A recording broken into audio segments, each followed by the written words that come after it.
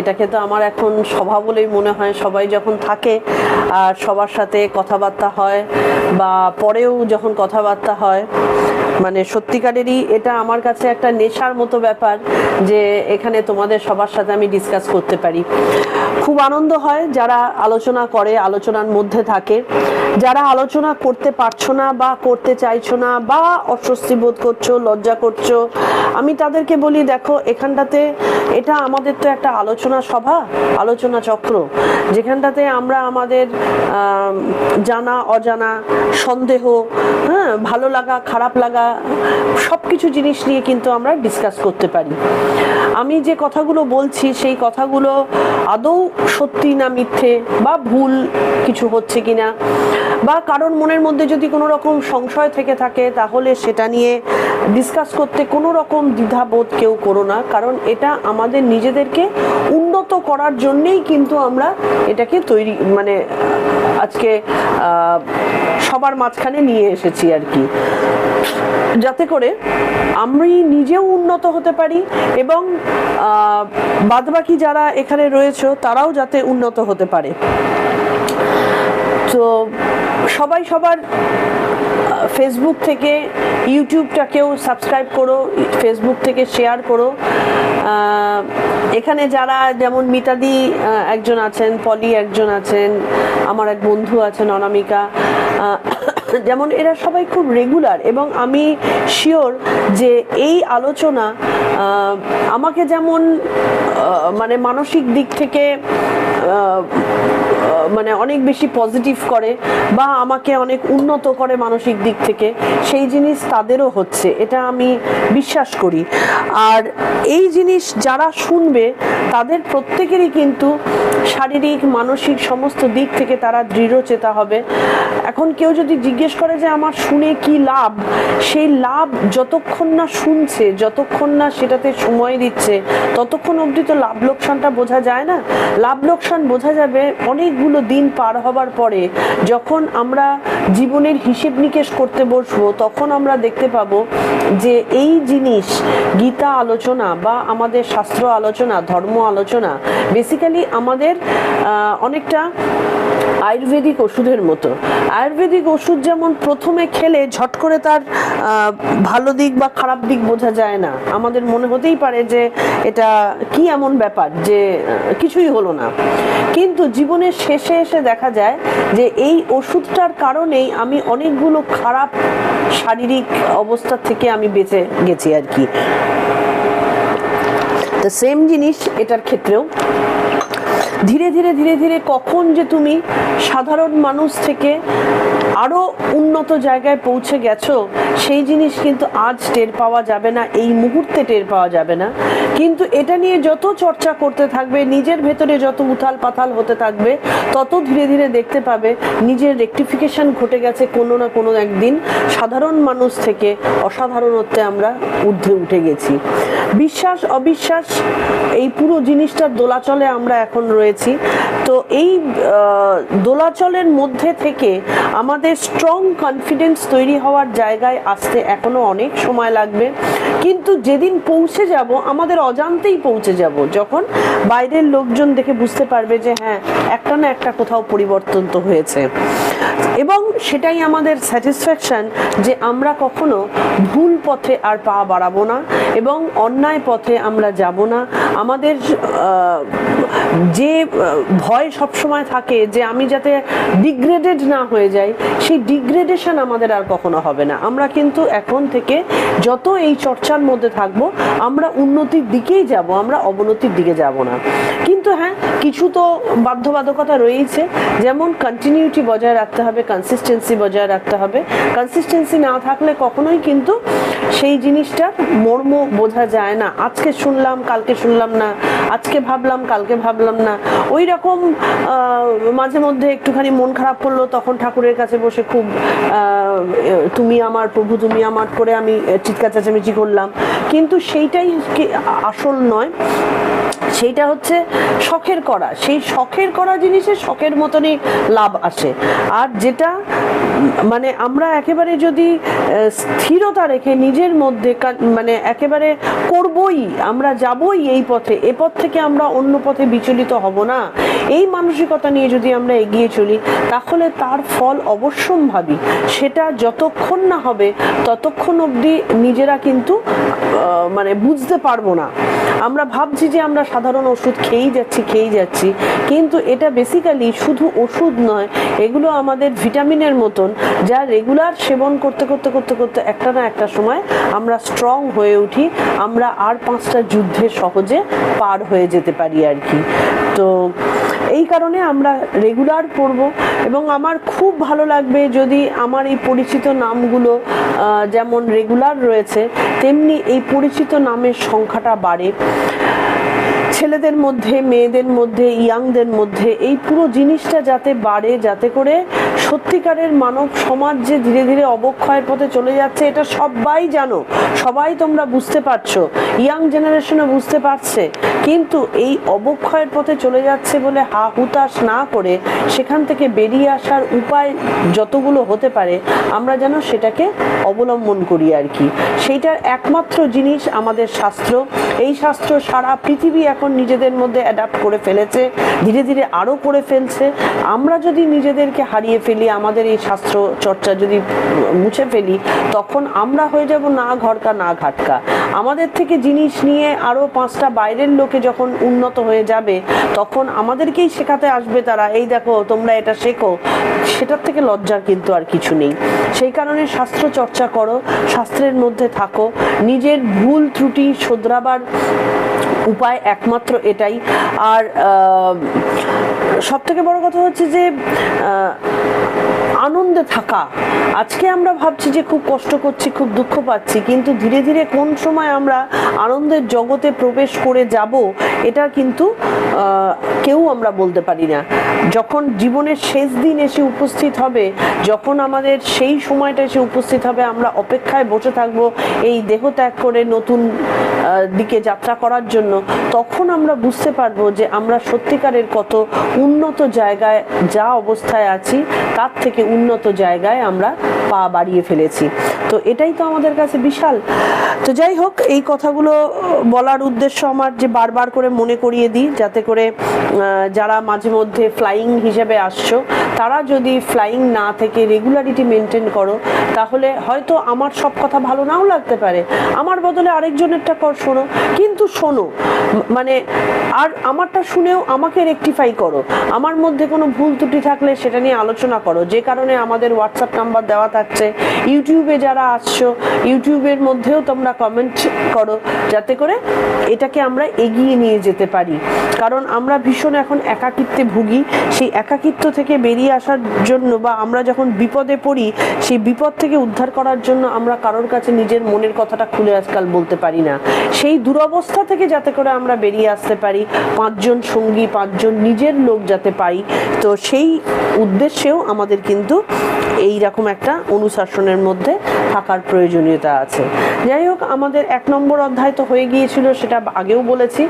গতকাল আমরা খুব ধীরে ধীরে এগোনো হচ্ছে সাংখ্যযোগ 2য় অধ্যায়, কিন্তু আলটিমেটলি আমার মনে হয় বোঝা একটু ধীরে হোক, কিন্তু ঠিকঠাক বোঝা হোক, মানে ভুল ব্যাখ্যা, ভুল যে জায়গায় আমরা না চলে যাই, ধীরে ধীরে আমরা এগোতে থাকি।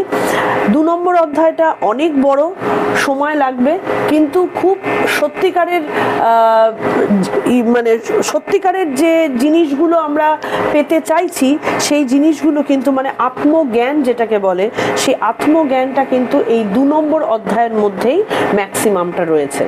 আসল আগের দিন আমরা বলেছিলাম যে এই সাংখ্য যোগের মাধ্যমেই কিন্তু আমরা আসল বেদান্তের আজকে লাইফের পর, হ্যাঁ পলি, আমি না পরে তোমার ইয়েটা দেখেছি, তখন অনেক রাত্রির হয়ে গিয়েছিল বলে আর ফোন করিনি, তারপরে ভুলে গেছি ফোন করতে। তো আমি আজকে লাইভটা হয়ে গেলেই ফোন করব। আমরা শুরু করছি প্রণাম মন্ত্র দিয়ে। আগের দিন আমাদের 2 নম্বরটা অবধি হয়েছে, 3 নম্বর থেকে আজকে আবার আমরা করব।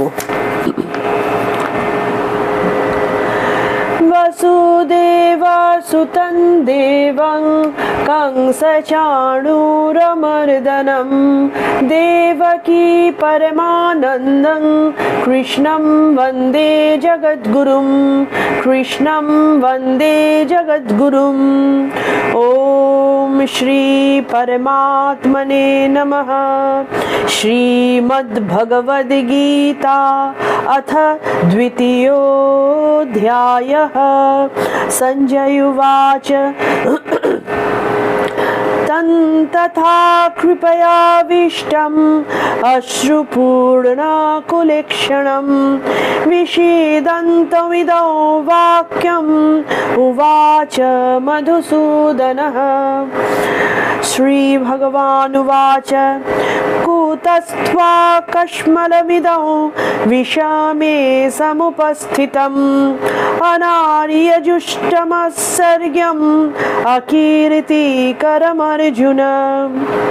এই 2 নম্বর অবধি আমাদের হয়েছিল, 3 নম্বর থেকে আমরা করব। ক্লৈব্যম মাস্মগমঃ পার্থ নৈতত্তয়ুপপদ্যতে শূদ্রম হৃদয় দৌর্বল্যং তক্তোত্তিষ্ঠ পরন্তপ। ক্লৈব্যং মাস্মগমঃ পার্থ নৈতত্তয়ুপপদ্যতে শূদ্রম হৃদয় দৌর্বল্যম তক্তোত্তিষ্ঠ পরন্তপ। এটার মানেটা আগে আমি বলে দিই।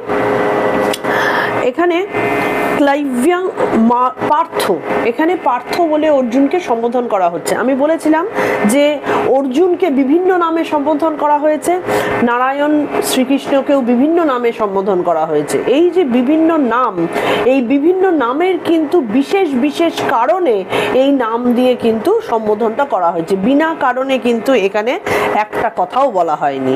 এখানটাতে পার্থ অর্জুনকে বলা হচ্ছে, যিনি আমাদের প্রতিভু, এবং শ্রীকৃষ্ণ যিনি নারায়ণ, তিনি, তাকে তো বলবার কিছু নেই। তাহলে পার্থ, হে অর্জুন, ক্লৈব্যং মাস্ম গমঃ মানে ক্লীব ভাব, কাপুরুষতা আশ্রয় করো না। ক্লৈব্যং মাস্ম গমঃ ক্লীব ভাব বা কাপুরুষতা আশ্রয় করো না। এতৎ ত্বয়ি ন উপপদ্যতে, এখানে যুক্ত অক্ষর করা রয়েছে, সন্ধি করা হয়েছে। নৈতৎ তয়ু উপপদ্যতে, এটা কি এতৎ মানে এটাকে ভাঙলে এর মধ্যে রয়েছে এতৎ, না এতৎ, নৈতৎ। তাহলে না এতৎ উপপদ্যতে, এটা তোমাকে শোভা পায় না।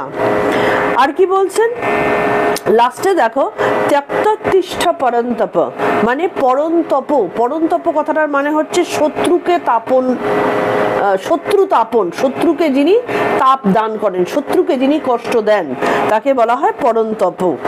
তাহলে হে পরন্তপ, হে শত্রু তাপন, শূদ্রং মানে ক্ষুদ্রং আর কি, ছোট, এত তুচ্ছ, হৃদয় দৌর্বল্যম হৃদয়ের দুর্বলতা, ত্যক্ত ত্যাগ করে, উত্তিষ্ঠ ওঠো, তুমি ইয়ে ত্যাগ করে তুমি ওঠো। এইটার ইয়েটা কি, প্রথম কথা হচ্ছে ক্লৈব্যতা। ক্লৈব্যং কথাটা যখন বলা হচ্ছে, আমাদের মধ্যে 2 রকমের কথা আসে। একটা হচ্ছে আমরা ঈশ্বরকে বলি, তিনি পুরুষ এবং প্রকৃতি একসাথে, যিনি যেটাকে বলা হয় আমাদের অর্ধনারীশ্বর। এটার সাথে যেন আমরা ক্লীবতাকে গুলিয়ে না ফেলি। তার কারণ অনেক সময় যদি খুব সাধারণ দৃষ্টিতে দেখা যায়, তখন দেখা যাবে যে নারী এবং পুরুষের যদি একই দেহের মধ্যে হয়, তাহলে আমরা তাকে ক্লীবতা বলি, বা সাধারণ বাংলায় হিজড়ে যাকে বলা হয়। তো এইটার মানেটার সাথে কিন্তু ঈশ্বরের যে আমরা কি বলে নারী পুরুষের যে এক অর্ধনারীশ্বর বলে যে কল্পনা করা হয়, সেই দুটোকে কিন্তু গুলিয়ে ফেললে হবে না। দুটোর মধ্যে একটা বিশাল পার্থক্য হচ্ছে, ঈশ্বরের ক্ষেত্রে যার মধ্যে নারীর ভাবও রয়েছে, পুরুষের ভাবও রয়েছে, পুরুষ ও প্রকৃতি মিলে, নারী পুরুষ মিলে সম্পূর্ণ হয়েছেন, তিনি হচ্ছেন অর্ধ অর্ধনারীশ্বর, যেটা যার মধ্যে নারী ভাবও রয়েছে, পুরুষ ভাব রয়েছে। কারণ একটা মানুষের মধ্যে যদি সম্পূর্ণভাবে পুরুষের যে স্তব্ধতা, সেই পুরুষের স্তব্ধতা যদি থাকে, তিনি যেমন সম্পূর্ণ কখনোই না। কারণ পুরুষ কিন্তু মানে নিষ্কর্মের মধ্যে থাকেন, তিনি কিন্তু কর্ম করেন না, তিনি উপভোগ করেন। আর কর্ম করান প্রকৃতি, প্রকৃতির সাথে যখন পুরুষ মিলিত হন তখনই কিন্তু কর্ম সূচনা হয়। তাহলে পুরুষ একা কাজ করতে পারেন না, প্রকৃতি একা কাজ করবেন না। তাহলে পুরুষ প্রকৃতি মিলে যখন একটা সম্পূর্ণ তৈরি হয় তখনই কিন্তু একটা সঠিক মানে যাত্রা শুরু হয়। তাহলে একটা সাধারণ মানুষের মধ্যে দেখো, যদি একটা পুরুষ যার দেহে পুরুষ সূচক যে চিহ্নগুলো বর্তমান রয়েছে সেই জিনিস যদি থেকে থাকে, যদিও সত্যিকারের পুরুষ যাকে বোঝায় সেই জিনিস আজকালকার দিনে পাওয়া যায় না, দীর্ঘকাল আগে সেই জিনিস চলে গেছে। পুরুষের শিভাল্লি যদি থেকে থাকে, তার মধ্যে যদি মমত্ব বোধ না থাকে, তাহলে তিনি ভয়ঙ্কর হয়ে ওঠেন। যেটা অনেক সময় আমরা মিলিটারিদের ওই যাদেরকে মানে একেবারে কঠিন করে তৈরি করা হয়, যাদের মধ্যে ওই মানে বন্ধ করে করে তাদেরকে তৈরি করা হয়, বা কিছু কুকুরদের যেরকম আলো দেখতে দেওয়া হয় না, তাদেরকে বাইরে কারোর সাথে মিশতে দেওয়া হয় না, ভয়ঙ্কর করে দেওয়া হয়, ঠিক সেই রকম টাইপের হয়ে যায়। কারণ তার মধ্যে শুধুমাত্র সেই মানে শক্ত মনোভাবটাই শুধুমাত্র থেকে থাকে, তার কাছে কিন্তু যাওয়া যায় না। তাহলে পুরুষের মধ্যে যদি প্রকৃতি সুলভ কিছু না থাকে, আবার প্রকৃতির মধ্যে যদি পুরুষ সুলভ কিছু না থাকে, তাহলে কিন্তু সেই প্রকৃতিও অসম্পূর্ণ। তাহলে এইটা কিন্তু ক্লীবতা নয়। ক্লীবতা কাকে বলে? এমন একটা মানুষ যার মধ্যে না আছে পুরুষের মতন শৌর্যবীর্য, না আছে প্রকৃতির মতন পজিটিভনেস। তাহলে এই দুটো জিনিস যার মধ্যে কোনোটাই নেই, তিনিই ক্লীব। আমরা বলি যে হিজড়ে কথাটার মধ্যে আমরা পুরুষও বলি, আমরা নারীও বলি, কিন্তু ঘটনাটা বাস্তবে তা নয়। বাস্তবে হচ্ছে যার মধ্যে পুরুষ এবং নারী দুটোই অসম্পূর্ণ, তিনি ক্লীব। সেই কারণে আজকে অর্জুনকে বলছেন তুমি ক্লীবের মতন আচরণ করো না। মানে আগের দিন যেটাতে আমরা বলেছিলাম, অর্জুনকে ভগবান শ্রীকৃষ্ণ তিনি চূড়ান্ত একটা ধাক্কা দিলেন, তাকে একেবারে থাপ্পড় মারার মতন করলেন যে তুমি কিভাবে অনার্য সুলভ আচরণ করছো। এটা বলেই কিন্তু তিনি থেমে থাকলেন না, তিনি তারপরে কি বলছেন, এগুলো গালির মধ্যেই পড়ে একেবারে, তুমি ক্লীবের মতো আচরণ করছো, তোমার মধ্যে মনুষ্যত্বের আচরণ নেই, অনার্য সুলভ আচরণ রয়েছে, অকীর্তিকর তুমি হচ্ছ, তুমি কি বলে অধঃপাতে যাওয়ার মতো কাজকর্ম করছো, তার সাথে সাথে কি তুমি ক্লীবের মতো আচরণ করছো। তোমার মধ্যে না নারীর মতন ক্ষমতা রয়েছে, না পুরুষের মতন ক্ষমতা রয়েছে, তার মানে তুমি ক্লীব, তুমি অকর্মণ্য। এই কথাটাই কিন্তু তিনি বারবার বলছেন। এবং বীর্যহীন, বীর্যহীন কথাটার মানে হচ্ছে তোমার মধ্যে শৌর্য বীর্যের অভাব হয়েছে। কেন হয়েছে? তার কারণ হচ্ছে অর্জুন এসেছেন যুদ্ধ করতে, তিনি নর, তিনি আমাদের সাধারণ মানুষের প্রতীক, যাদেরকে প্রতি মুহূর্তে জীবন যুদ্ধ করে তাকে ঊর্ধ্বগতি প্রাপ্ত হতে হবে। সেখানটাতে অর্জুন যুদ্ধ করতে এলেন, এসে হাত পা গুটিয়ে দিয়ে তিনি নাকে কান্না শুরু করলেন। তাহলে এটা তো কোনো পুরুষের পরিচয় নয়। তাহলে তার মধ্যে কি পুরুষত্বের যে বীর্যবান হওয়ার যে প্রবণতা, সেই জিনিসটা তার মধ্যে নেই। আবার কি নারীর মতন যে কর্মঠ হওয়া, নারীর মতন যে স্থিতধী হওয়া, বা যে ধরনের নারী সুলভ যে জিনিসগুলো রয়েছে, সেটাও তোমার মধ্যে নেই। তুমি কোনোটাই করছো না, তুমি কাতরতা, কাপুরুষতা আশ্রয় করেছো। তাহলে এই ভীরুতা তোমার মতো কোনো বীর পুরুষের ক্ষেত্রে কিন্তু শোভা পায় না। এটা খুব স্বাভাবিকভাবে দেখো অর্জুনকে কেন কথাটা বললেন, তার কারণ হচ্ছে অর্জুন ধর্ম বিমুখ হচ্ছেন, স্বধর্ম থেকে অর্জুন পিছিয়ে আসছেন। অর্জুন একজন ক্ষত্রিয়, অর্জুন একজন পুরুষ, তাহলে তার যা ধর্ম, সেই ধর্ম থেকে তিনি পিছিয়ে আসছেন। তাহলে ধর্ম কি আমাদের কখনো কর্মবিমুখ করে? এইটা যারা বোঝেন তারা কিন্তু বিশ্বের শ্রেষ্ঠ ভুলটা করে থাকেন। ধর্ম কখনো কর্মবিমুখতা শেখায় না।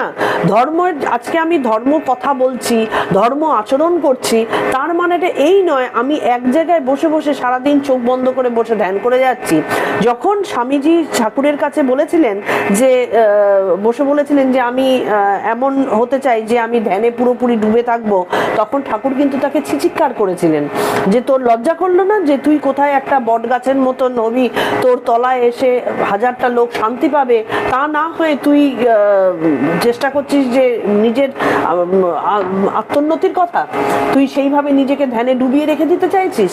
তো তখন কি ছিল, স্বামীজি একজন সন্ন্যাসী, তিনি গৃহত্যাগী, তিনি কিন্তু এই ধর্মটা যদি পালন করতেন তাহলে তিনি তার ধর্ম বিমুখ হতেন, কারণ তিনি এসেছেন মানুষের কল্যাণের জন্য।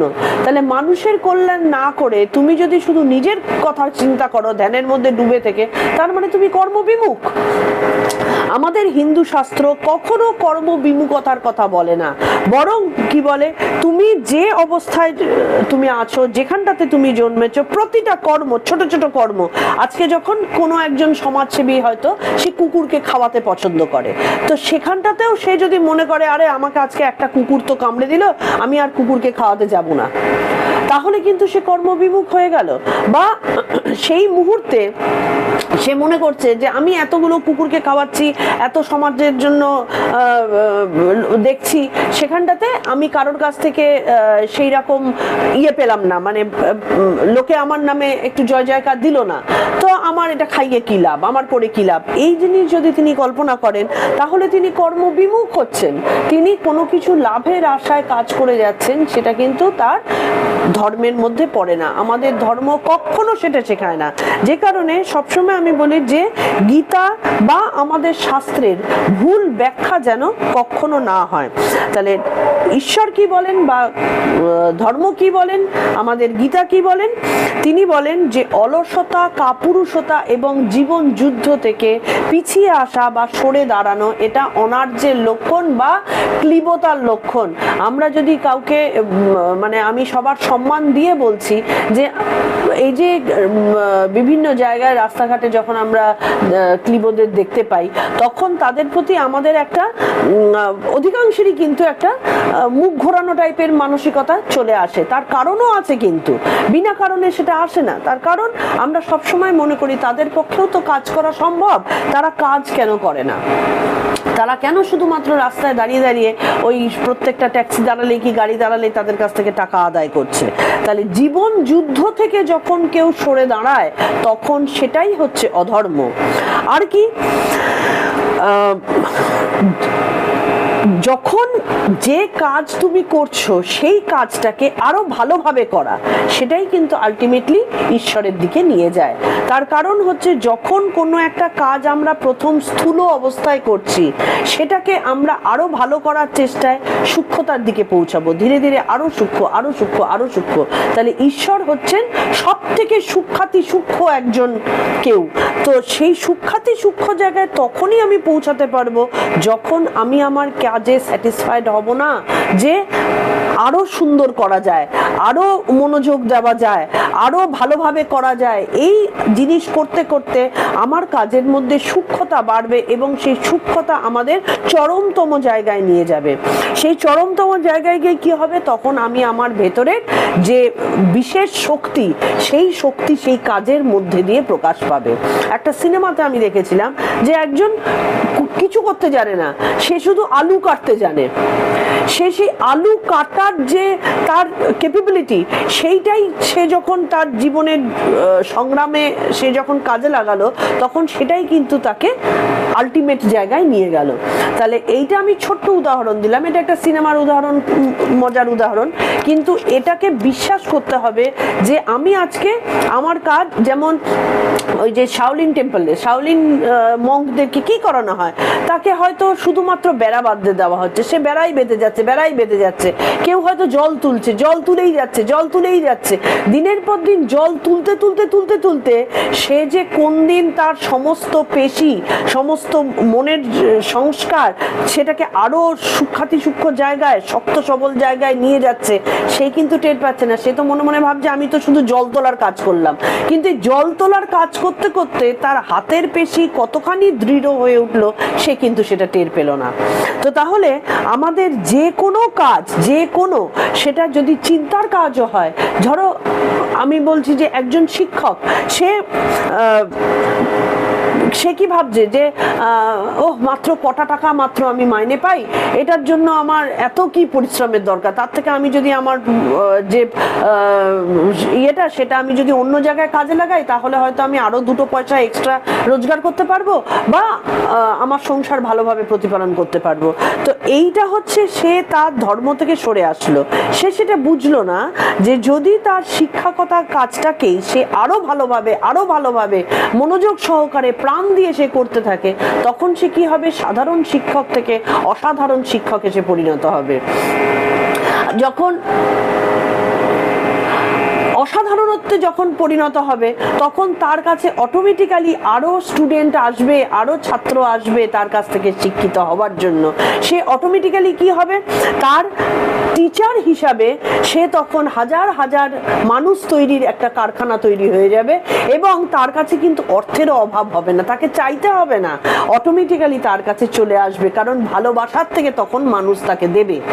যে অর্থের অভাবে সে ভাবছিল যে আমি অন্য কোনো একটা জায়গায় কাজ করতে যাব, এখানে আমার অতখানি সময় না দিলেও চলবে, সেইটা কিন্তু তার আর থাকবে না।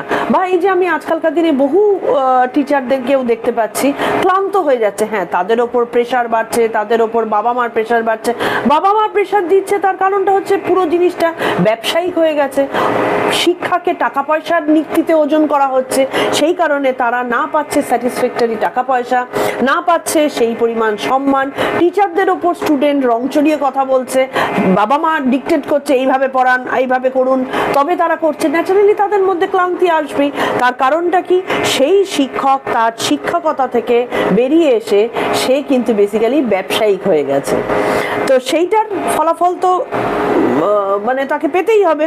তাহলে আমার মনে একরকম রেখে মুখে আরেক রকম বার করা, এটা কখনোই কিন্তু আমাদের ধর্ম হতে পারে না, এবং এটা কিন্তু আমাদের মনুষ্যত্বের মর্যাদা হানি হয়। আমাদের মনুষ্যত্বের যে কতগুলো বিশেষ ধর্ম রয়েছে, এটা তো ভাগ করে করে আসছে। সবার প্রথমে আমি একজন জীব, আমার জৈবিক কিছু ধর্ম রয়েছে, সেটাকে প্রপারলি পালন করা।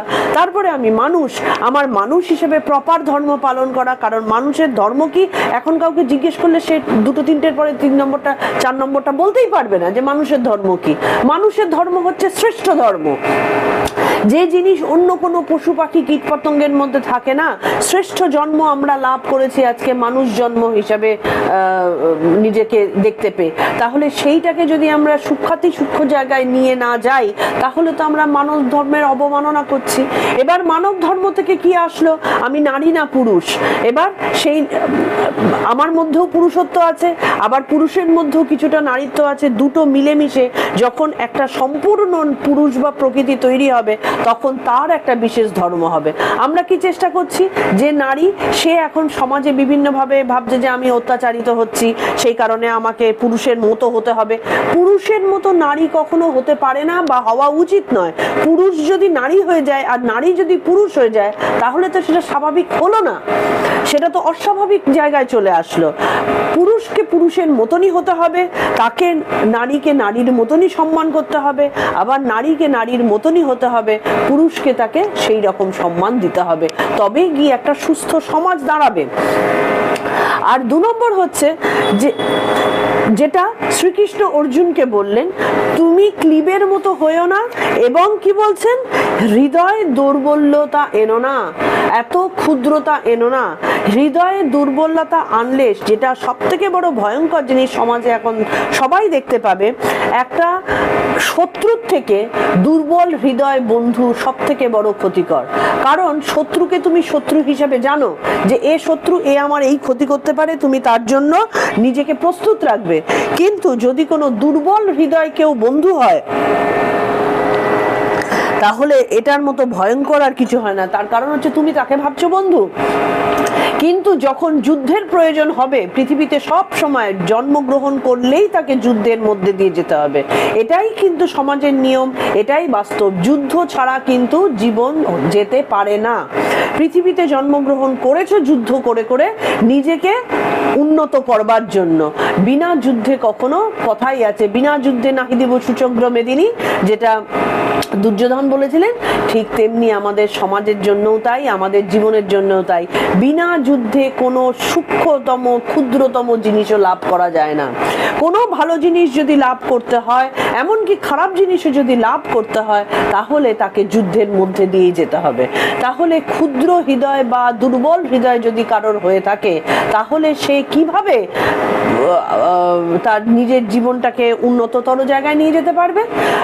বন্ধুও যদি আমার পরিচিত, আমার সব থেকে কাছের লোক, আমি তাকে জানি সে আমার খুব কাছের, কিন্তু যে মুহূর্তে যুদ্ধের সময়টা আসলো, সেই মুহূর্তে সে ভয় পেয়ে পিছিয়ে গেল, তখন যে তার উপরে ভরসা করেছিল, যে তার উপরে মানে তাকে একটা উঁচুতর জায়গায় রেখেছিল, তার কি দুরবস্থাটা হবে? তার মানে সে কি, সে ক্ষুদ্রতার কারণে, হৃদয় দুর্বলতার কারণে সে তার বন্ধু ধর্ম থেকে সে বিরত থাকলো, সে বন্ধু ধর্ম থেকে পিছিয়ে আসলো।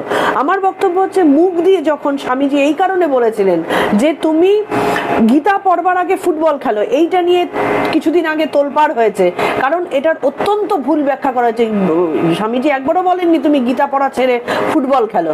তিনি ফুটবল খেলার কথা এই কারণে বলেছেন যে যে মুহূর্তে তোমার গীতার ধাক্কাগুলো আসা শুরু হবে, সত্যের মুখোমুখি হওয়া যখন শুরু হবে, প্রকৃত অর্থ যখন তোমাকে আঘাত করা শুরু করবে, তখন কিন্তু তোমার দুর্বলতা আসবে, শারীরিক দুর্বলতা, মানসিক দুর্বলতা, বিভিন্ন জায়গায় দুর্বলতা আসবে। কারণ আমরা তখন সত্যের মুখোমুখি দাঁড়াচ্ছি।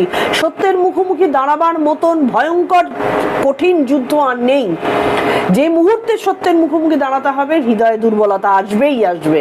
তাহলে সেই দুর্বলতাকে জয় করবার জন্য যে মানসিক এবং শারীরিক সক্ষমতা দরকার, সেটার জন্য তিনি ফুটবল খেলার কথা বলেছেন। তুমি শারীরিকভাবে সুস্থ হও, যে কারণে অল্প বয়সে সবসময় গীতা চর্চার কথা, শাস্ত্র চর্চার কথা বলা হয়, তাহলে সেই ধাক্কাগুলোকে সহজে সামলানো যায়। না হলে সহজে সামলানো যায় না, তখন উথাল পাথাল লাগে যে আমি সত্য জানতে পারছি অথচ সেই সত্যকে সম্মুখীন হতে পারছি না। তো সেই কারণে তিনি ফুটবল খেলার কথা বলেছেন। তিনি বলেননি যে গীতা পাঠের থেকে ফুটবল খেলাটা বেশি উপকারী। তো এটার কারণটা হচ্ছে, তুমি যদি দুর্বল হও, তাহলে শাস্ত্রের ব্যাখ্যাকে তুমি ভুল করে ফেলবে, কারণ তোমার মন সেইভাবে তৈরি হবে না, মন তোমাকে দুর্বল করবে মানসিক এবং শারীরিকভাবে। এটাই তিনি বলেছেন যে যত কঠিনই হোক, যতই নিষ্ঠুর হোক, আমাদের যদি মানসিকতা থাকে আমি সত্যকে জানবই জানবো, তবেই এই পথে এগোনো যাবে, না হলে এই পথে এগোনো যাবে না। এবার যারা শুনছো, যারা পড়ছো, যারা বিচার করছো, তাদেরকে আগেই বুঝে নিতে হবে যে আমি সত্যের পথে যাবার জন্য উপযুক্ত কিনা। কারণ দুঃখ আসবে, অশান্তি আসবে, যে ভালো লাগার জন্য আমরা এই কথাগুলো পড়তে বসেছি বা জানতে বসেছি, আলটিমেটলি দেখা যাবে যে আনন্দ তো দূরের কথা, নিরানন্দে জীবনটা ভরে যাবে। কারণ সব সত্যগুলো তখন সামনে আসা শুরু হবে, লোক চেনা শুরু হবে, নিজেকে চেনা শুরু হবে। যে মুহূর্তে শুরু হবে চেনা, বলতে গেলে গায়ে কাঁটা দিয়ে দেয়, সেই সময়গুলোতে কিন্তু তখন আমাদের মুখোমুখি মুখোমুখি দাঁড়াবার জন্য তখন কিন্তু আমাদের স্বামীজি শুধুমাত্র সেই সময়কার জন্য বলেননি, স্বামীজি চিরকালীন কথাটা বলেছেন। এই কথাটা চিরকালের জন্য সত্য। তার কারণ যদি এটা চিরকালের না হতো, তাহলে আজকে স্বামীজির এই কথাটার কোনো প্রয়োজনীয়তা থাকতো না, বরং আজকে আরো বেশি করে প্রয়োজন। আজকে আমরা শুধুমাত্র ব্রিটিশদের দ্বারা পরাধীন নই, আজকে আমরা আমাদের দ্বারা পরাধীন। আমরাই আমাদের সব থেকে বড় শত্রুতে পরিণত হয়েছি আজকে, যে কারণে আজকে আমরা কথার ভ্যালু রাখতে পারি না। মুখে এক, মনে আর এক। একবার একটা কথা দিলাম, তার অন্য মানে করে চালাকি করে যাকে কথা দিয়েছি তাকে পাশ কাটাবার চেষ্টা করি, অজুহাতের মতন লম্বা লম্বা হাত বার করি। এই জিনিসগুলোর প্রয়োজন হতো না। আমরা কখনো ভেবে দেখার মতন মনের জোরটাই নেই। আমরা যখন দেখছি যে আমার কথায় আরেকটা লোক কষ্ট পাচ্ছে, এইটা আমরা মানতে চাই না। কেন মানতে চাই না? কারণ ওই কষ্টটা দেখলে আমার মনের মধ্যেও কষ্ট আসবে, এই কষ্টটাকে আমি স্বীকার করতে রাজি নই।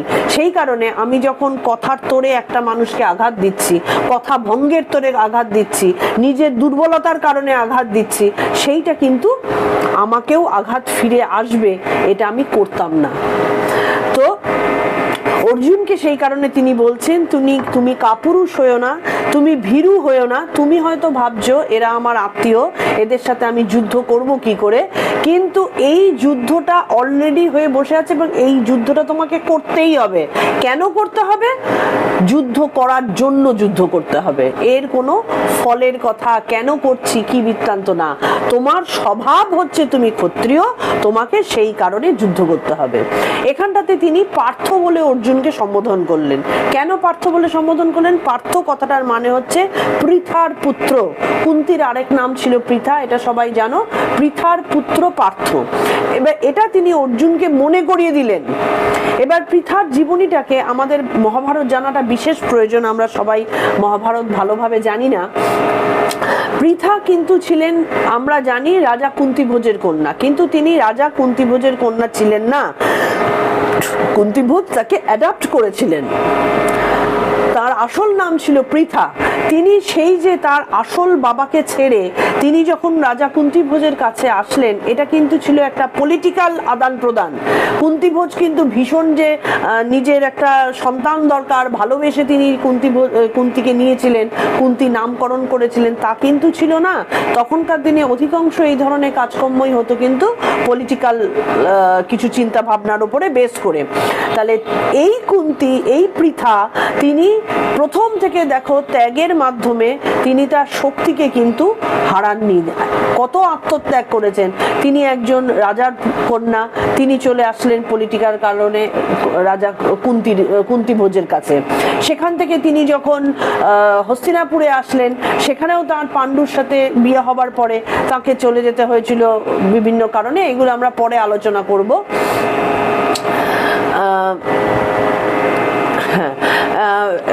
তাকে যখন বনে যাওয়া হলো, মাদ্রির সাথে আমাদের পাণ্ডুর আবার বিয়ে হলো, এবং যখন পাণ্ডুর মৃত্যুর পরে পাণ্ডু এবং মাদ্রি দুজনেই যখন মাদ্রি তার সাথে সহমরণে গিয়েছিলেন, এই 5 পুত্রকে নিজের পুত্রের মতন করেই কিন্তু সম্পূর্ণভাবে, কারণ পঞ্চপুত্রের জননী বলে তিনি খ্যাতা হয়েছিলেন, তাহলে এই পঞ্চপুত্রের জননী হিসাবে সমানভাবে তাদেরকে তৈরি করা, তাদেরকে মানুষ করা, এটা কিন্তু খুব সহজ জিনিস ছিল না।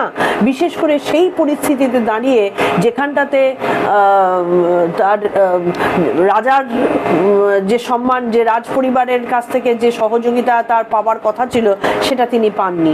তারপরে যখন তিনি আবার হস্তিনাপুরে ফেরত আসলেন, তাকে কিন্তু রীতিমতো পরিবারের সাথে যুদ্ধ করেই তাকে থাকতে হয়েছিল, এবং একটা সময়ের পরে বার্নাবতে তাকে মৃত্যু মুখে ঠেলে দেওয়া হয়েছিল। সেখান থেকে জঙ্গলে জঙ্গলে তাকে ঘুরে বেড়াতে হয়েছিল। তার মুখ থেকে কিন্তু হাসি যায়নি, তিনি কিন্তু ভেঙে পড়েননি।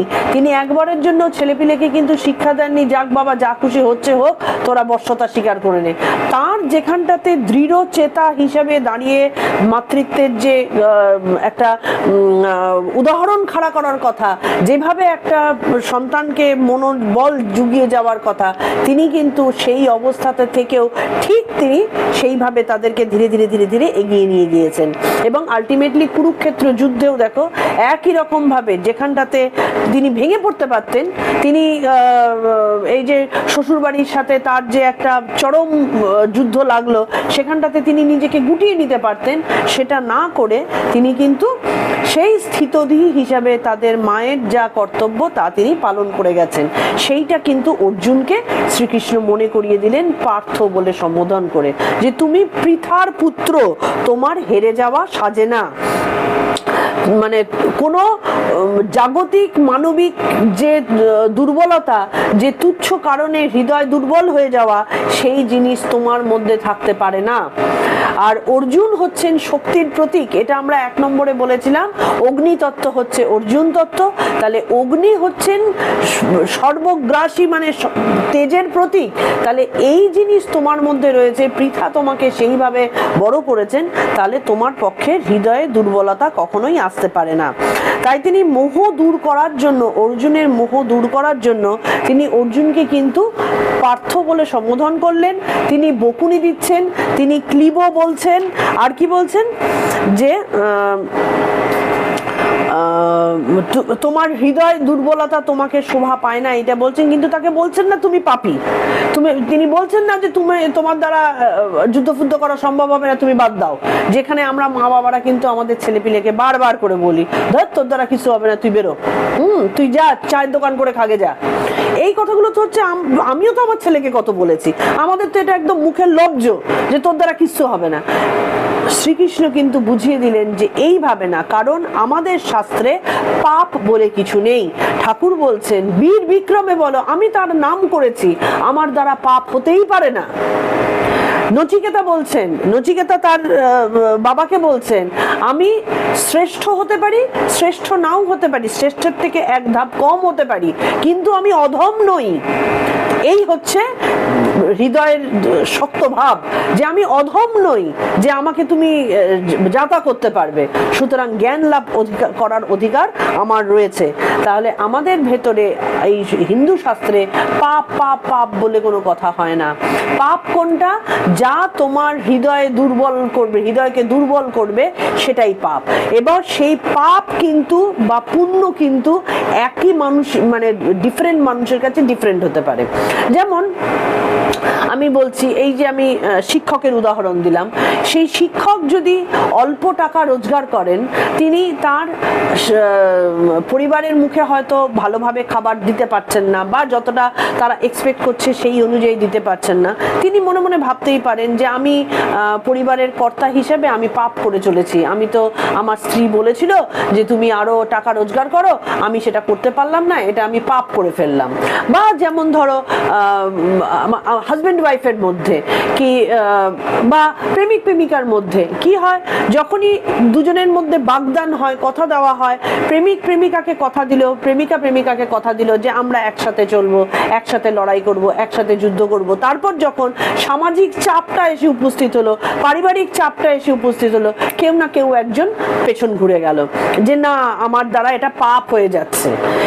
কিন্তু পাপ হচ্ছে সেইটা, পেছন ঘোরাটা হচ্ছে অ্যাকচুয়াল পাপ। তার কারণ কি, তোমরা দুজনে নিজেদের মধ্যে বাগদান করেছো, কথা দিয়েছো, তারপরে যখন তোমার পরিবারের চাপ মানে যুদ্ধ, সামাজিক চাপ মানে যুদ্ধ যখন এসে উপস্থিত হচ্ছে, তখন তুমি ধনু ত্যাগ করছো, তখন তুমি ভুলে গেলে যে আমার কথার উপরে এই পুরুষটা কি এই মেয়েটা ভরসা করেছিল, সেই কথা আমরা ভঙ্গ করে ফেলছি। কিসের জন্য? সে বলবে আমার মাকে আমি অবহেলা করব, আমার সমাজকে আমি অবহেলা করব, এটা তো পাপ। যেরকম অর্জুন বলছেন, ঠিক তেমনি কিন্তু আমাদের সমাজে প্রতি মুহূর্তে হয়, কিন্তু সেটা পাপ নয়। পাপ সেটাই তুমি তোমার কথার অবহেলা করছো। তাহলে সেইভাবে দেখতে গেলে যে পেছন ঘুরছে দুজন সম্পর্কের মধ্যে থেকে, যে স্বামী সে মনে করছে যে আমি আরো এক্সট্রা টাকা রোজগার না করলে পাপ, সে যদি অন্যরকম ভাবে ভাবতো, সে যদি ভাবতো যে আমি বিদ্যা দান পুরোপুরি করতে পারছি না, এইটা আমার পাপ, তাহলে কিন্তু তার মনের মধ্যে ওই প্রবলেমটা আসবে না। তাহলে তার হৃদয় কোন ক্ষেত্রে দুর্বল হচ্ছে, কিভাবে চিন্তা হচ্ছে, মানে বিচারই কিন্তু আমাদের শাস্ত্রের শেষ কথা। তুমি কিভাবে বিচার করছো? আমি যদি বিচার করি 1 নম্বর রুট ধরে, আরেকজন বিচার করছে 2য় রুট ধরে, দুটোরই বিচার হয়তো ঠিক, কিন্তু তোমার বিচারের ওপর দাঁড়িয়ে থেকে তুমি সত্য না মিথ্যা, তুমি ভুল না ঠিক, তুমি পাপী না তুমি নিষ্পাপী, এইটা কিন্তু বিচার হয়ে যায়। তাহলে আমাদের জগতে পাপ বলে কিছু নেই, আমাদের জগতে পুণ্য বলেও কিছু নেই, আমাদের জগতে রোগ শোক তাপ বলে কিছু নেই, আমাদের জগতে শুধুমাত্র কর্ম রয়েছে যা তোমার ভেতরে শক্তির উদ্রেক করবে। আজকে যে আমি প্রেমিক প্রেমিকার কথাটা বলছি, আজ সে তাদের মধ্যে যখন এই সামাজিক প্রেশারটা এসে উপস্থিত হচ্ছে, সেইটা যদি যে পিছিয়ে যেতে চাইছে সে যদি ভাবে যে আমার সাথে তো আমার প্রেম রয়েছে, আমার সাথে তো আমার ভালোবাসা রয়েছে, আমার কাছে কোনো কিচ্ছু ভয়ের নয়।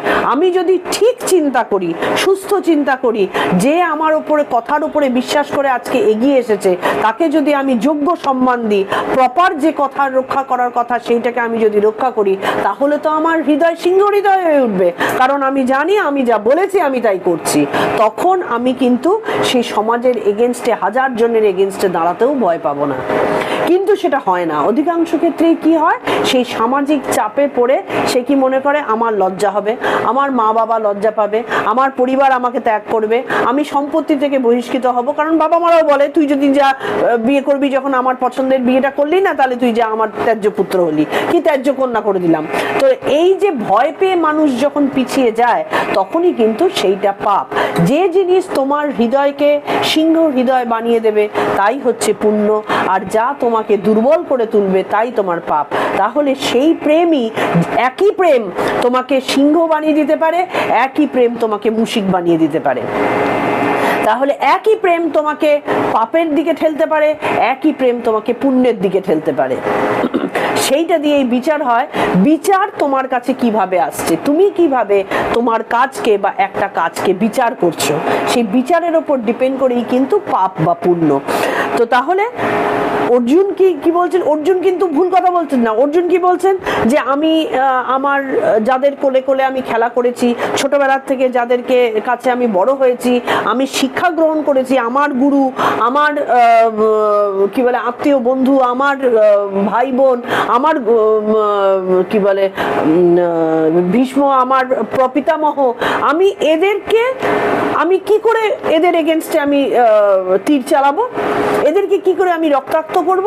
তাহলে ভুল কথাটা কোথায় করছেন? কথাটা তো ঠিকই, যে আমি আমার গুরুজনকে আমি খারাপ কথা বলতেও পারি না, সেখানটাতে তাদেরকে আমি কি করে তীর চালাবো? কিন্তু শ্রীকৃষ্ণ তো বলছেন এটা তোমার হৃদয় দৌর্বল্যতা। তার কারণ হচ্ছে তুমি কিভাবে দেখছো। সেই একই জিনিস, সেই যুদ্ধ, সেই তীর চালানো অর্জুন কিভাবে দেখছেন? কর্ম হিসাবে দেখছেন, যে তুমি একজন রাজপুত্র, তোমাকে ধর্ম প্রতিষ্ঠা করতে হবে, তোমার বাক্য রক্ষা করতে হবে, সেই কারণে তুমি যুদ্ধ করবে। তুমি যুদ্ধ করতে এসেছো তাই যুদ্ধ করবে। এইটা হচ্ছে, দেখো আমি যখন বলছি তোমরা খেয়াল করে দেখো, আমার ধারণা এই বলা কথাগুলো শুনে তোমাদেরও হচ্ছে, এটা বলতে গেলেই কিন্তু ভেতরে দেখো আমরা একটা শক্তি ধীরে ধীরে অনুভব করছি, যেটা গলার আওয়াজ দিয়ে, বলার মধ্যে দিয়ে আমাদের কিন্তু ফুটে বেরোচ্ছে। এবং আমার ধারণা তোমাদেরও নিশ্চয়ই মনের মধ্যে এই জিনিসটা হচ্ছে। তো তাহলে আমাকে তো এইটা বলতে গিয়েই যদি আমাকে শক্তিশালী করে তোলে, তাহলে আমি যদি মনের মধ্যে খুব ভালো কাজ করে, এটাই তো আমি বলতে চাইছি, যে এই জিনিসটাই একই জিনিস আজকে আমি যদি অন্যরকম ভাবে চিন্তা করা শুরু করি, আমার মন ভেঙে ভেঙে গেল, যে আরে আমার তো আমি আমার মায়ের ছেলে, কি আমি আমার বাবা আমাকে ছোটবেলার থেকে এই মেয়ে এত বড় হবে বলে আমাকে মানুষ করেছে, আমি সেখানটাতে কি বলে অন্য একটা বাবা মার কথা না শুনে অন্য একটা ছেলেকে পছন্দ করে ফেললাম, কি আমার তো এই প্রেমের জায়গায় যাওয়াই উচিত না, কি একজন ডাক্তার ভাবছে যে আমার পরিবারকে প্রতিপালন করতে হবে, আমার আসলে টাকার দরকার পরিবার প্রতিপালনের জন্য, আমার ছেলে মেয়েকে বড় করার জন্য, আমি সেইটা দিতে পারছি না। এইটা করতে গিয়ে আলটিমেটলি সে তার নিজের কাজ যেটা, সেটার কিন্তু ভুল ব্যাখ্যা করে ফেলছেন। এই ভুল ব্যাখ্যা যাতে না হয় সেটাই কিন্তু শ্রীকৃষ্ণ অর্জুনকে বলছেন, যে অর্জুন যুদ্ধটাকে দেখছেন একরকম ভাবে, শ্রীকৃষ্ণ যুদ্ধটাকে দেখছেন আরেক রকম ভাবে। তাহলে কোনটাকে আমরা অ্যাডাপ্ট করব? আমরা শ্রীকৃষ্ণকে অ্যাডাপ্ট করব এই কারণে, কারণ তিনি ভগবান। আগের দিন বলেছিলেন তিনি সৎ ঐশ্বর্য সম্পন্ন পুরুষ, সমস্ত ঐশ্বর্য তার মধ্যে রয়েছে, সমস্ত রকম গুণ তার মধ্যে রয়েছে, সমস্ত ধৈর্য তার মধ্যে রয়েছে, সমস্ত কিছু নিয়ে তিনি পরিপূর্ণ পরম ব্রহ্ম। সেই কারণেই আমরা তাকে ফলো করব, আমরা অর্জুনকে ফলো করব না। এখানে অর্জুন নর, শ্রীকৃষ্ণ নারায়ণ। নর এবং নারায়ণের কথোপকথনের মাধ্যমে আমাদের মধ্যে এই বিচার ব্যাপারটাকে আমাদের সলিড করতে হবে, যে কিভাবে আমরা বিচার করব। এখানটাতেই কিন্তু শাস্ত্র পড়ার জন্য আমাদের শক্ত হওয়া প্রয়োজন। এটাকে যদি আরেক রকম ভাবে ব্যাখ্যা করা হয় তাহলে কিন্তু আলটিমেটলি অর্জুনের কথা আমরা শোনা শুরু করব, যেটা কিন্তু গীতা বলতে চাননি। গীতা বলতে চাইছেন তুমি যুদ্ধ করো। কিভাবে যুদ্ধ করো? সিংহ বিক্রমে তুমি যুদ্ধ করো। তোমার মধ্যে শক্তি রয়েছে, তুমি সেটাকে বার করো, তুমি সেটাকে তোমার দুর্বলতা দিয়ে চাপা দিয়ে দিও না। শ্রীরামকৃষ্ণ বলছেন দুর্বলতার দ্বারা কিচ্ছু লাভ হয় না, ঈশ্বর লাভ তো হয়ই না। দুর্বলতার দ্বারা আনন্দও হয় না।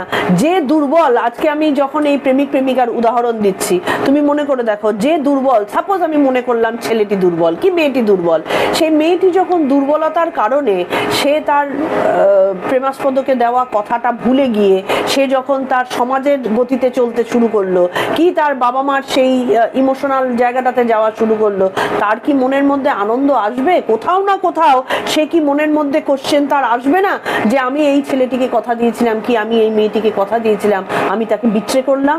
জীবনে কোনো না কোনো একদিন সেই কোশ্চেনটা আসতে বাধ্য, এবং এটাই হচ্ছে নরক যন্ত্রণা। যখন সেই কোশ্চেনটা মনের মধ্যে দাগা দেওয়া শুরু করবে, তখন সে কিন্তু তার জীবনের শেষ দিনগুলো আর সুন্দরভাবে কাটাতে পারবে না, নরক যন্ত্রণায় সে ভুগবে।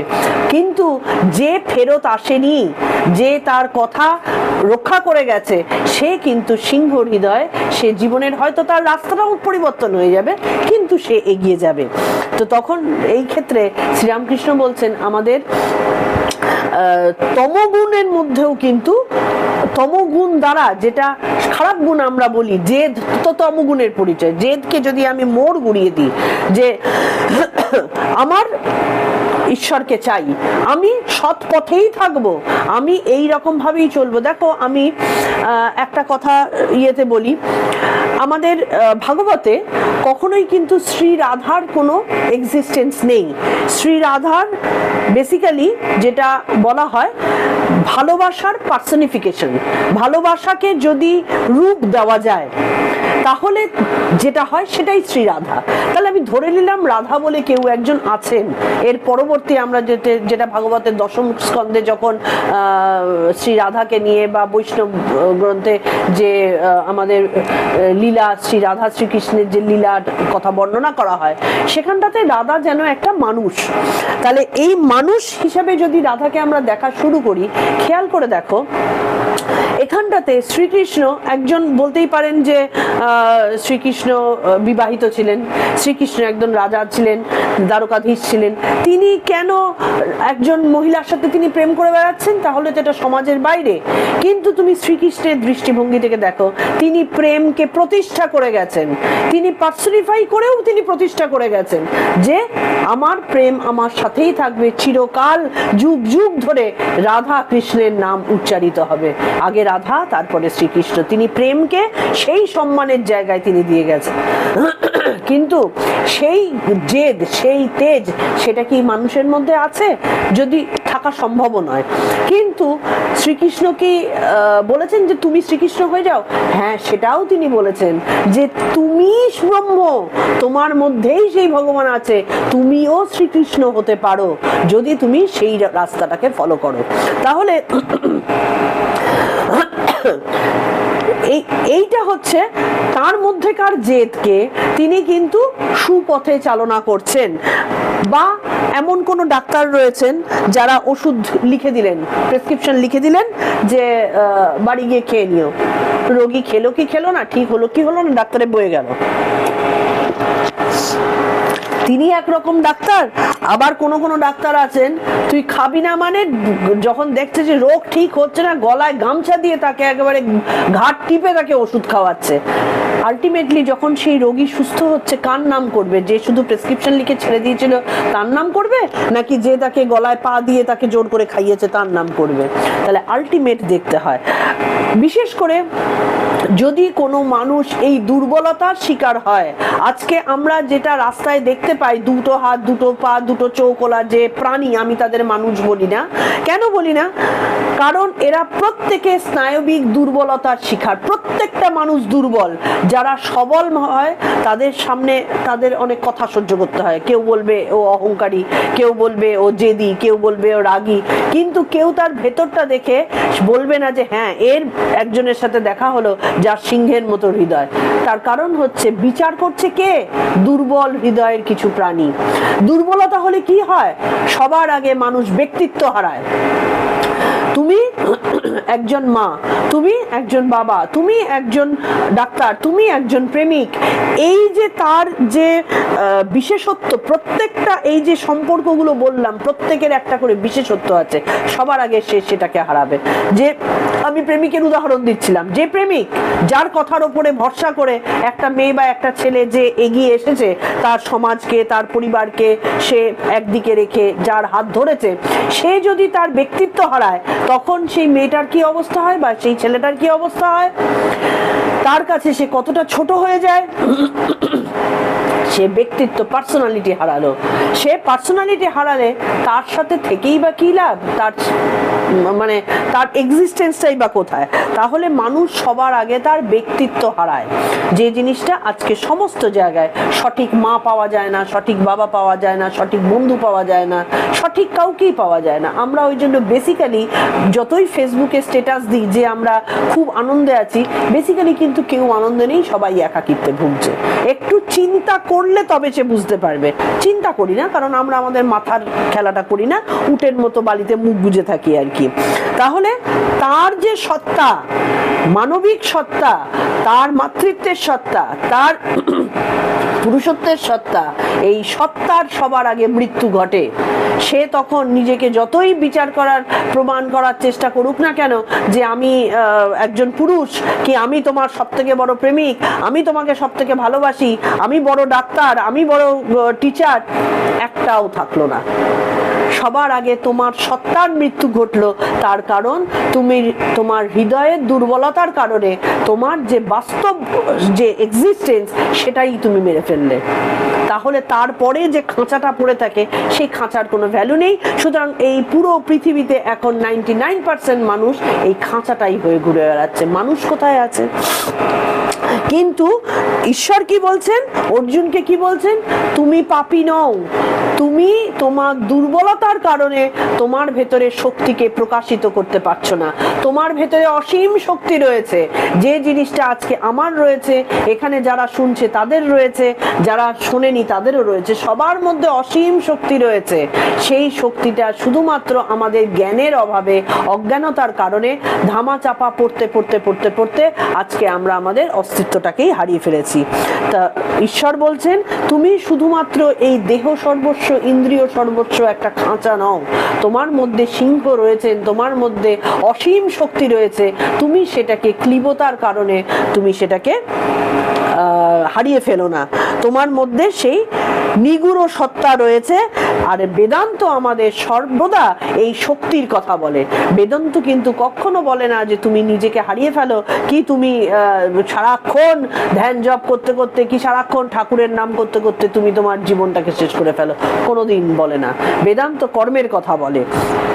তাহলে এই দুর্বলতা তোমার শোভা পায় না। স্বামী বিবেকানন্দ এই শ্লোকটাকে বিশেষ পছন্দ করতেন, কারণ তিনি প্রতিটা মুহূর্তে মুহূর্তে এই কথা বলেছেন যে আমরা দীর্ঘদিন বহু কেঁদেছি, আর কান্না কেন, এবার নিজে উঠে দাঁড়াও। তিনি বারবার কি বলছেন, বিভিন্ন বক্তৃতায় তিনি বলেছেন যে তুমি পশুর মুখোমুখি হও।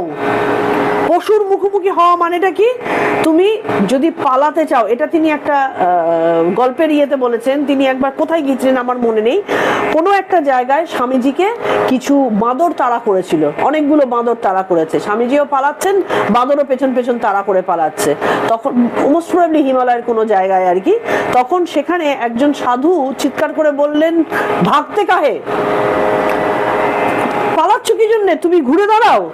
এই কথাটা স্বামীজির মনের মধ্যে ঠক করে লাগলো, কানে বাজলো, তিনি সাথে সাথে ঘুরে দাঁড়ালেন এবং ঘুরে দাঁড়াবার সাথে সাথে সেই বাঁদরগুলো পালিয়ে গেল। আমাদের সবসময় এমনকি এই জিনিসটা আমাদের আধুনিক যুগে এই আশুতোষ মুখোপাধ্যায়েরও হয়েছিল ছোটবেলায়। তাকে এক কুকুর তাড়া করেছিল, কুকুর তাড়া করে তিনি মা মা করে চিৎকার করতে করতে মাকে বাঁচাবার জন্য চিৎকার করতে করতে আসছেন। তখনকার দিনে সেই সিংহ হৃদয় মারা ছিলেন, তিনি কি বললেন? তিনি কিন্তু তার সন্তানকে বাঁচালেন না, বরং ঠিক এইরকম ভাবে চিৎকার করে তিনি কি বললেন, তুমি ঘুরে দাঁড়াও আগে। যে মুহূর্তে আশুতোষ মুখোপাধ্যায় ঘুরে দাঁড়ালেন, সেই কুকুর তখন কেউ কেউ করতে করতে পালিয়ে গেল। আমরা ঘুরে দাঁড়ানোটা আজকাল আর পারি না। আমরা যখনই কোনো সামাজিক চাপ আসে, যখনই কোনো পারিবারিক চাপ আসে, আমরা গুটিয়ে যাই, না বাবা ওদেরকে তুষ্ট রাখি। প্রথম কথা, সবাইকে একসাথে তুষ্ট রাখা যায় না। তুমি যদি সৎ পথে থাকো তাহলে কিছু লোক অসন্তুষ্ট হবেই হবে। তুমি সৎ পথে আছো কিনা এইটা বিচার করার জন্য তোমাকে শিক্ষিত হতে হবে। শিক্ষাটা কে দেবে? শাস্ত্র দেবে। শাস্ত্র বলে দেবে যে তুমি যদি ঠিক পথে থাকো, তোমার কে কি বললো না বললো, কোথায় তোমাকে কে আঘাত হানলো না হানলো, তোমার কিচ্ছু এসে যায় না। তুমি সেই বিচারটাকে আগে করো। পশুর মুখোমুখি হও, পশুর মুখোমুখি হও, বারবার করে তিনি বলছেন।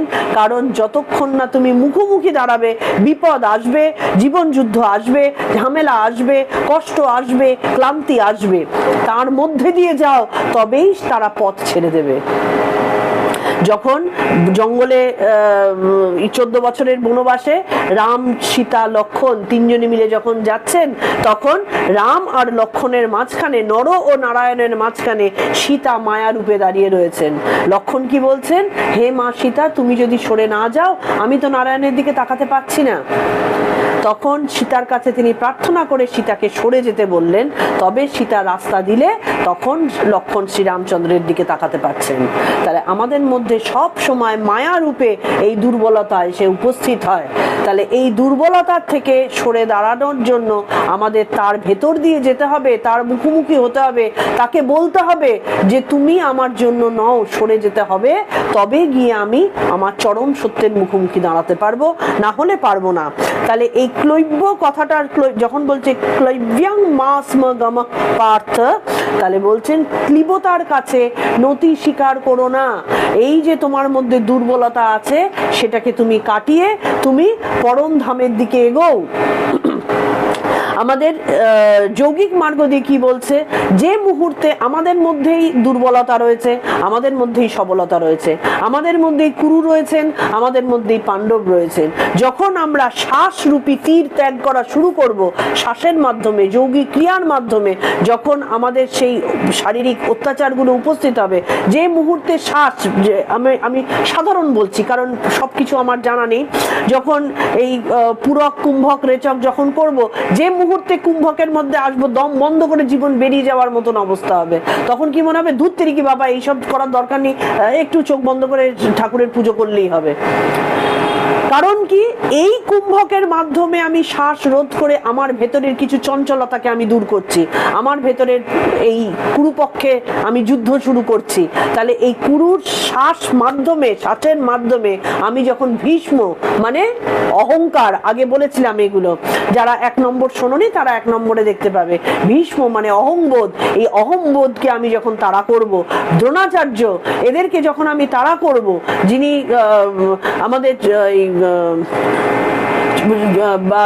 চঞ্চলতা, এই জিনিসগুলোকে যখন আমার তাড়া করা শুরু হবে, তখন তো তারা ছেড়ে কথা বলবে না। তারা তো কখনো বলবে না যে ঠিক আছে চলো আমি পথ ছেড়ে দিলাম, তুমি শ্বাস ঊর্ধ্বগতিতে নিয়ে যাও, না। এই শ্বাসের মাধ্যমে এদেরকে পরপর দমন করে অহংকার, রাগ, অপদার্থতা, দুর্বলতা, ক্লীবতা, এগুলোকে যখন আমি আঘাত হানা শুরু করব, এগুলোই তো আমাদের কুরুপক্ষের দুর্যোধন। এগুলোকে যখন আমি আঘাত হানা শুরু করব শ্বাসের মাধ্যমে, তখন কিন্তু আমাদের শারীরিক কষ্ট আসবে। সেই শারীরিক কষ্টটাকে সহ্য করার জন্য যে আমাদের দৃঢ়তা দরকার, যে মানসিক এবং শারীরিক দৃঢ়তা দরকার, তার জন্য দরকার আমাদের ছোটবেলার থেকে শারীরিক দিক থেকে সুস্থ থাকা। না হলে যখন আমার হার্টের অসুখ 50 বছর বয়সে এসে উপস্থিত হবে, তখন আমি কি এই সমস্ত কাজকর্ম করব? সম্ভবই না। তাহলে যৌগিক মার্গতেও এর ব্যাখ্যাটা হচ্ছে এটাই, যে যখন বলছেন যে আমি কিভাবে এই স্বর নিক্ষেপ করব। স্বর নিক্ষেপ মানে শ্বাসের মাধ্যমে মনকে শান্ত করা বা শ্বাসের মাধ্যমে আমাদের কুপ্রবৃত্তিগুলোকে দমন করা। যে মুহূর্তে দমন করা শুরু হবে সাথে সাথে কিন্তু আমাদের প্রচন্ড পরিমাণে তারা উল্টো আঘাত হানা শুরু করবে। উল্টো আঘাত যখন করবে তখন কিন্তু আমার আনন্দময় দিন কিন্তু থাকবে না, আমার শারীরিক কষ্ট মানসিক কষ্ট শুরু হবে। বিভিন্ন শারীরিক কষ্টকে তুচ্ছ জ্ঞান করে যদি আমি তারপরেও এগিয়ে যেতে পারি তবেই গিয়ে কিন্তু আমার ঊর্ধ্বগতি প্রাপ্ত হবে।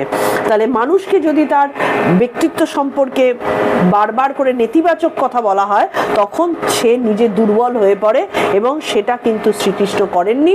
শ্রীকৃষ্ণ অর্জুনকে বলছেন তুমি তোমার এই ক্লীবতা ত্যাগ করো, তোমার মধ্যে অসীম শক্তি আছে, সেই শক্তিকে তুমি প্রকাশিত করো। তার কারণ হচ্ছে গীতাতে ভগবান বলছেন আমার প্রকৃত ভক্ত কে? আমার প্রকৃত ভক্ত যে নর বা নারী নির্ভীক হয়ে ও শক্তিমান হয়েও সকল জীবের দ্বারা অ্যাকসেপ্টেন্স পাচ্ছে, সবার প্রতি হৃদয়বান দয়াবান। অধিকাংশ ক্ষেত্রেই কি হয়ে যায়, এই শাস্ত্র চর্চা করলে বহুজন আছে দেখবে ভীষণ খিটখিটে হয়ে যায়, কিছুই মানছি না, তার্কিক হয়ে যায়, অতিরিক্ত তর্ক। কেন আমি তর্ক করতে যাব? শাস্ত্র আমাকে সম্পূর্ণ করবে, শাস্ত্র আমাকে আমার ভেতরকার মমত্ববোধ জাগিয়ে তুলবে, মানবিকতা বোধ জাগিয়ে তুলবে, বিচার ক্ষমতা জাগিয়ে তুলবে, তবে গিয়ে সেটা হচ্ছে শাস্ত্র। তাহলে শাস্ত্র আমাকে যেমন নির্ভীক হতে শেখাবে, শাস্ত্র তেমনি আমাকে দয়াবান করবে। আমি যেমন কাউকে দেখে ভয় পাবো না, আমাকে দেখেও কেউ ভয় পাবে না, সেই হচ্ছে প্রকৃত ভক্ত। এটা আমরা পরবর্তীতে আসবো। তাহলে আমাদের কি কি চাই? শক্তি, অভয়, বুদ্ধি, উন্নতি ও পূর্ণতা সাধন। এই হচ্ছে আমাদের বেদান্তের বিশেষ শিক্ষা। কি কি? শক্তি, অভয়, বুদ্ধি, উন্নতি ও পূর্ণতা সাধন। এই রাস্তাগুলো দিয়ে যাওয়ার পরে আমরা পূর্ণ হব। কিন্তু আমরা যদি দুর্বল হই তাহলে কিন্তু এগুলোর কোনোটাই আমরা বুঝতে পারবো না। তাহলে শ্রীকৃষ্ণ তাহলে অর্জুনকে কি বললেন? যে তুমি এই ক্লীবতা ত্যাগ করে, এই ক্লীব ভাব তোমাতে শোভা পায় না, এটা তোমার ধর্ম নয়। তুমি একজন ক্ষত্রিয়, তুমি স্বধর্মে অবস্থান করো। তোমার স্বধর্ম সেই মুহূর্তে তুমি দ্রৌপদীর স্বামী নও, তুমি কি বলে অভিমন্যুর বাবা নও, তুমি একজন যোদ্ধা। তোমাকে যুদ্ধ করে তোমার জায়গায় পৌঁছতে হবে। আর হৃদয়ে দুর্বলতা থাকলে চলবে না। মহাকাশের মতন বিশাল হৃদয় তৈরি করো, যাতে করে তোমার হৃদয়ে সবাই এসে শান্তি পায়, তোমার কাছে এসে সবাই আনন্দ পায়, তোমার কাছে এসে কেউ দুঃখ পেয়ে যাবে না। তোমার দুর্বলতার কারণে আরেকজন মন ছোট করে পিছিয়ে যেতে বাধ্য হবে না। তুমি সেই জায়গায় নিজেকে উপস্থিত করো।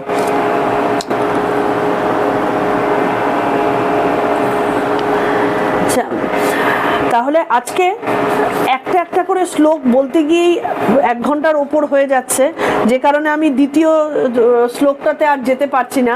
কিন্তু এই কথাগুলো বলতেও আমার খুব ভালো লাগছে, বা আমি নিজেকেও অনেকখানি এই শ্লোকগুলোর মাধ্যমে নিজেকে উন্নত করার চেষ্টা করি। আমি তো বলেছিলাম এটা কোনো ক্লাস নয়, এটা নিজেদেরকে উন্নত করার বা নিজের বিচার ক্ষমতাটাকে বাড়াবার মতন একটা মানে আমাদের কিছু সময় আর কি, যেটা আমার মনে হয় কিছুটা তোমাদেরকেও এফেক্ট করে।